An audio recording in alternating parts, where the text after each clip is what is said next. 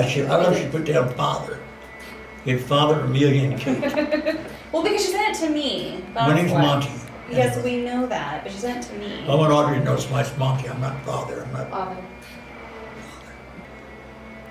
Peck. It's his nickname. Peck's bad boy.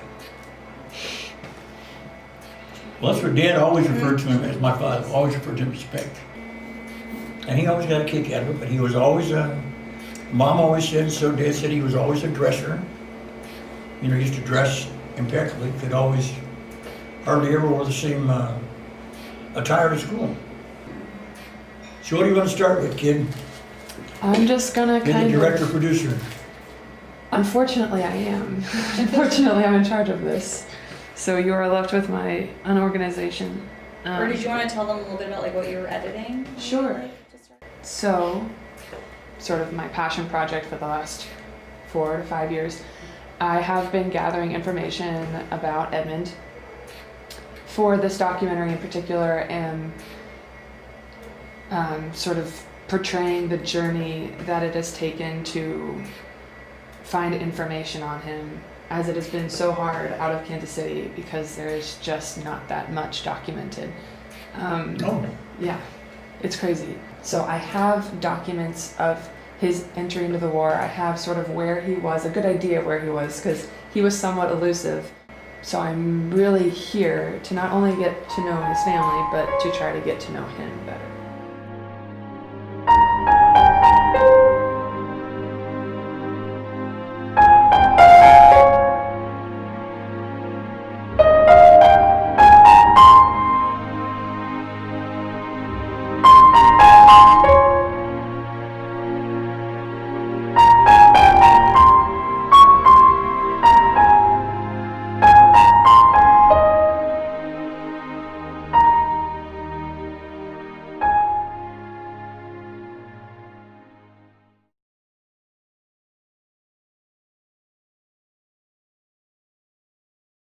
Jacket up on top, and that's a 2010 ROTC jacket.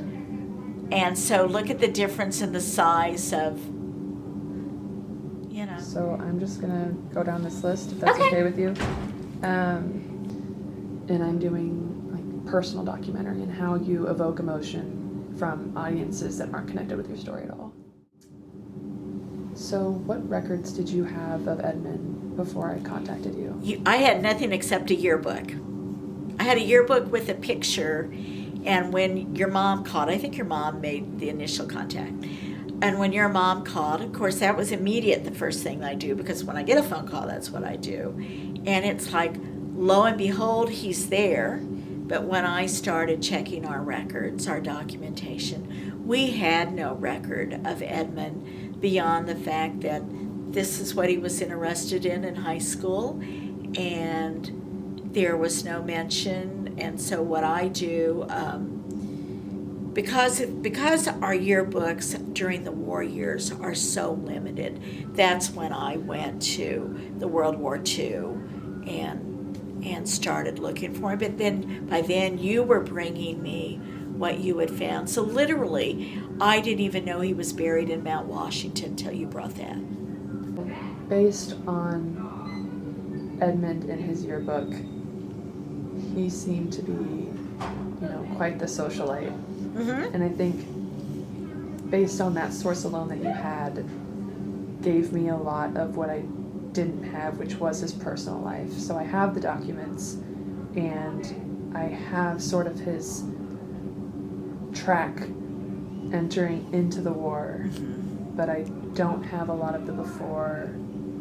The social, the personal.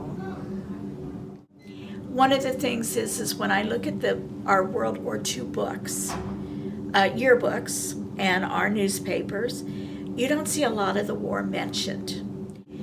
One of my questions is what was school like the day after Pearl Harbor? And it was because they didn't want that yearbook 50 years from now be a reminder of your brother who died. That they wanted that book to have the spirit of what was going in their lives. But They were still just high school students. It's difficult because based on where his group was documented during the war, in his fighter squadron, I have a rough idea of what they did, but then he did switch around, so he entered through Canada. Right. Before America entered the war, which is its own mystery, but he's in about half the pictures. He's sort of not accounted for all the time. So was he messing around? Of course he wasn't. And he might have left for a while, been transferred. And see, that's half the fun of speculating. Oh, absolutely. I'll help with the research and then you get the trip to France. I know, but I think, well, we were talking about that, Thank like, you for sending me the postcard while you were so there. when I got the message from your mom, and I think it was before I even responded to your mom, I think I texted you and then you didn't respond fast enough, which really was probably like 5 minutes. It was probably not even that long.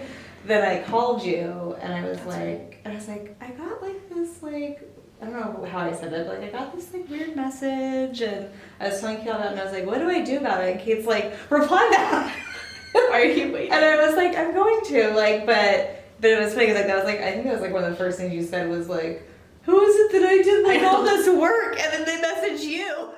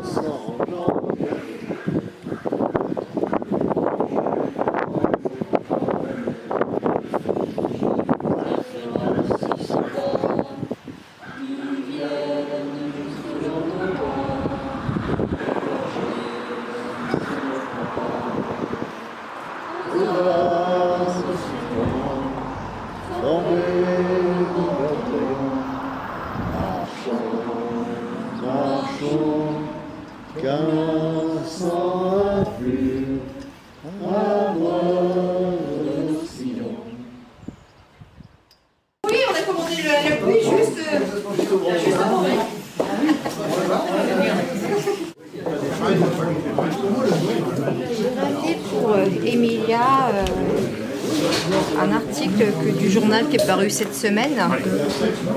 It's their weekly newspaper and there was an article in it, so she brought it for you. Ah, okay. Oh. Yeah.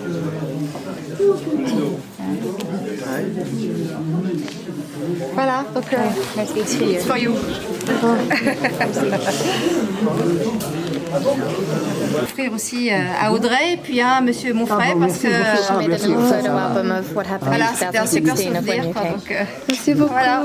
Les photos De 2016. Ah oui, c'est les photos que j'ai déjà vues. Voilà, de Audrey et sa maman quand ils sont venus en 2016. Ah, oui. Alors, puis, Audrey, elle est là aujourd'hui, non? Elle est là, Audrey. Audrey, elle est là. Voilà. Alors, Oh, elle a pas trop. Elle a pas non. alors Paul, Non, attention. on connaît plus Audrey maintenant. Oui. Donc vous allez voir, vous allez vous reconnaître Oui, aussi. Ah, Hein. bah oui, bah, évidemment. Voilà. Ah, ouais, Saint-Martin en Sponville. Non, c'était un beau souvenir, hein. Merci. Hein. Ah oui, Voilà. très bien. Oui, j'ai changé de tenue. Hein. Je l'ai plus celle-là. He doesn't have the same outfit. Oh, oui. J'ai repris la terre de France. C'est bien, ça dit que c'est un beau Voilà. souvenir, ça. Oh. Voilà, c'est votre souvenir à vous. Merci. Merci beaucoup. Vous dites, je crois que j'ai eu un bon Dieu pour moi. Ouais, bon, enfin, c'est la vie qui est comme ça. So we all have a fate, a destiny, and I guess God's pretty good to me for now. So we're right before he Yeah, and so he turned 99 yesterday.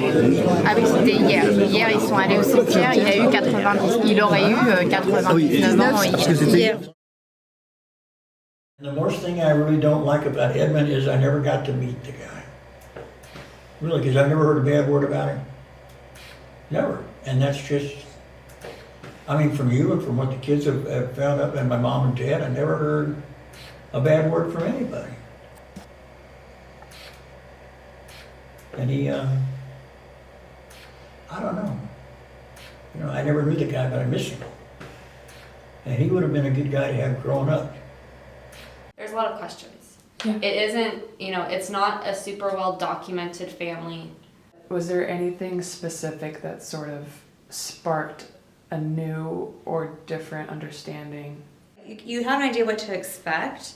And I told them this, like I knew, because my dad had said like, because I told him I was like, I'm probably going to read whatever, I write to leave for him. And my dad's like, you can read what I wrote too. And I had a feeling that I was probably going to cry when I read that stuff. Like, I was like, even if I read what my dad wrote ahead of time to kind of prepare myself for that. And I obviously knew what I wrote, but I was like, okay, yeah, I'm probably going to cry.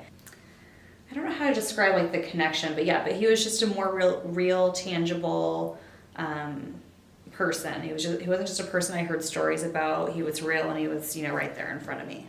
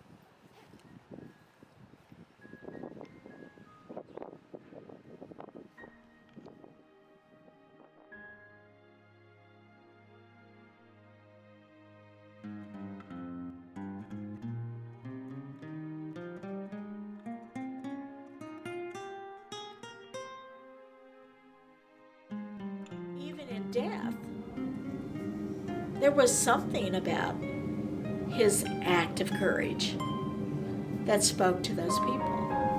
And maybe that's all we ever get of his lasting. Maybe that's all we ever get. But on the other hand, what an awesome gift that is to you, to the community.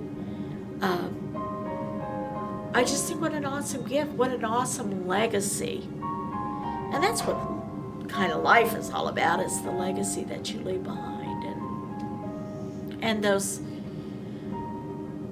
human fallacies are the things that we can't always heal.